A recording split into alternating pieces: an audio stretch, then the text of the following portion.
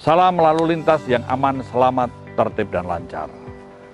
Kita melihat bahwa pemikiran konseptual yang berkaitan dengan keselamatan ini adalah yang pertama dan utama.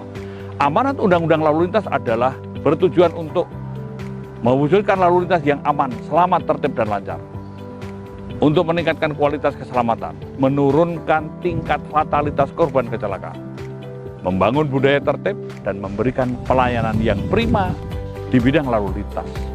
Nah, pada konteks inilah sebenarnya kita dapat membuat suatu benang merah, yaitu keselamatan dan kemanusiaan. Maka yang berkaitan dengan SIM atau surat izin mengemudi adalah untuk memberikan standar kompetensi, karena SIM merupakan legitimasi kompetensi. Artinya SIM itu ujian, SIM harus diuji kompetensinya. Mengapa harus ada izin? Karena ketika kita mengendarai kendaraan bermotor di jalan raya, kita bisa menjadi korban, bisa menjadi pelaku yang merusak, menghambat, bahkan mematikan produktivitas diri kita dan orang lain. Oleh sebab itu, maka SIM harus ada sistem kontrolnya, karena SIM ini berfungsi untuk mengontrol, untuk membangun budaya tertib, dan juga untuk kaitannya meningkatnya kualitas keselamatan dan menurunnya tingkat kualitas korban kecelakaan. Dan SIM ini merupakan suatu bagian yang penting untuk menunjukkan kompetensi sebagai legitimasi kompetensi, maka untuk memberikan suatu ujian. Uji apa? Uji administrasi, uji teori yang berkaitan dengan hukum, peraturan, perundang-undangan, kaitannya dengan perilaku dan etika, serta pengetahuan bagaimana untuk berkendara di jalan raya. Kemudian ada uji simulasi, mensimulasikan sehingga orang tahu ketika dia melakukan pelanggaran, melakukan kesalahan fatal tanpa ada korban dengan simulasi. Dan ada ujian praktek di mana orang tahu ketika melakukan hal-hal yang fatal ini dapat berdampak luas. Konteks inilah dikatakan orang yang memiliki SIM berarti orang yang telah lulus uji. Yang bersangkutan dianggap telah memiliki kepekaan, kepedulian, pengetahuan, keterampilan, dan bela rasa akan keselamatan bagi dirinya dan orang lain. Selain itu, SIM kaitan dengan fungsi kontrol adalah juga untuk memonitor, mengontrol perilaku berlalu lintas.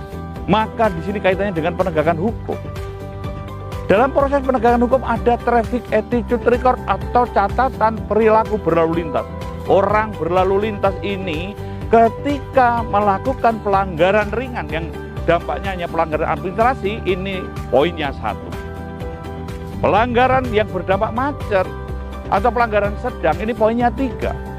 Dan pelanggaran yang berdampak kecelakaan atau pelanggaran berat, ini poinnya 5. Nah, konteks seperti inilah yang harus kita lihat.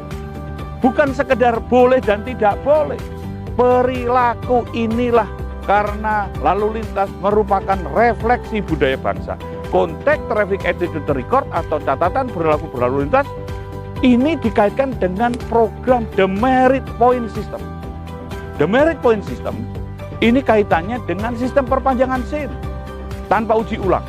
Ini merupakan apresiasi kepada pemegang SIM atau pemilik SIM selama waktu pemegang SIM ini tidak melakukan pelanggaran, tidak terlibat kecelakaan, dan juga dia adalah kalaupun melanggar poinnya tidak lebih dari 12. Yang kedua adalah uji ulang karena pernah terlibat kecelakaan. Pelanggarannya lebih daripada 12 poin.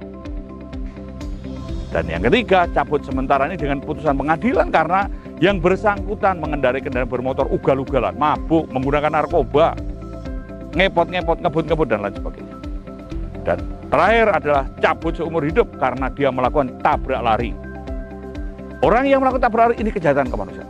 Jadi kaitannya dengan SIM adalah kemanusiaan. SIM merupakan suatu wujud bagian tanda legitimasi kompetensi sehingga harus diuji dan harus diperiksa secara periodik karena ini kaitannya dengan penegakan hukum, kaitannya dengan proses perpanjangan. Dan ini harus dikatakan dan diperjuangkan bahwa semua yang berkaitan dengan kegiatan road safety, kegiatan untuk kemaslahatan, keamanan, keselamatan, dan juga untuk kelancaran. Karena lalu lintas ini adalah urat nanti kehidupan.